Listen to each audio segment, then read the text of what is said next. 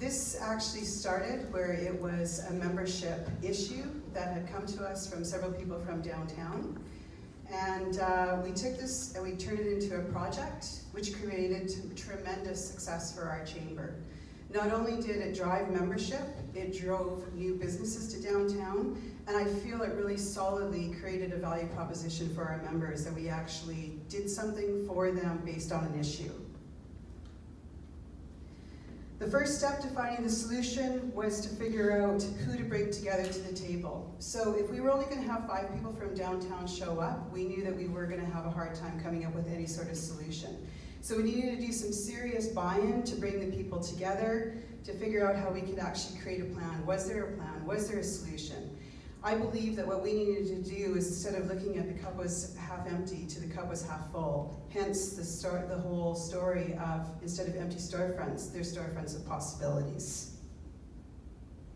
The next thing we needed to do was to take all the people and have a series of meetings to do a deeper dive into the issues. So why exactly are the storefronts empty? It's an issue we have all over the place. You can blame it on anybody, city council, taxes, but there's always a reason why storefronts are empty.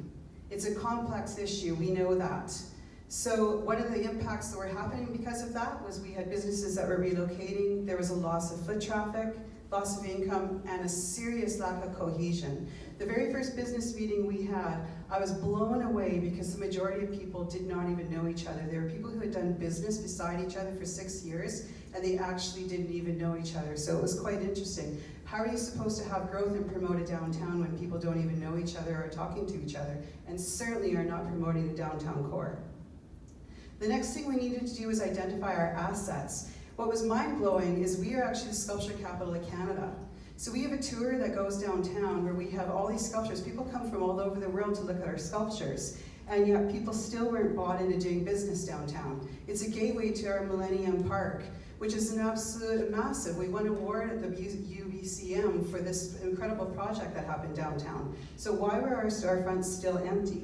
We actually have 10,000 vehicles that go up and down Columbia Avenue downtown every day, right by all of those empty storefronts. So we knew we had some amazing assets. We also had some anchor businesses. So what we needed to do is really look at them to find some success stories. So why were they still down there? And why were people going downtown and accessing those services, and yet still there were empty storefronts? We looked at them also as if we were going to start attracting people. Who were the people who were willing to be mentors? The next thing we found out is there was no one-stop shop to even find out what the inventory was. We have 5 real estate companies in our town, in our small town of Castlegar. So if you wanted to find a business downtown, or if you were even considering locating there, you didn't even know where to go because you had to go to 5 real estate businesses. And actually we found out that 75% of the people downtown didn't even list if their place was for sale or for lease. So we decided to create an inventory package. And this actually was done by our summer students. We got them to take pictures, and we got them to phone all these people and find out what their places were leasing for. It was a really fun project for them.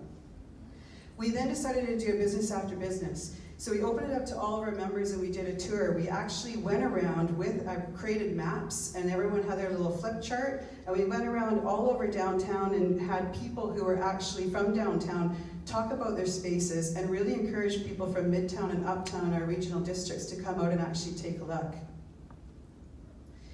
What happened next is we decided we needed to start working on some marketing. We had no money to do this whole entire project, by the way, and in fact we had this sign that was made by a local company, do it for free, just so he could do some promotion for his company, and we worked the plan. We figured out every possible way that we could start promoting, and we knew that the best promotion, it was from the people downtown to actually promote themselves, to start believing the cup was half full and promote their business, their area downtown, so people would want to even relocate there.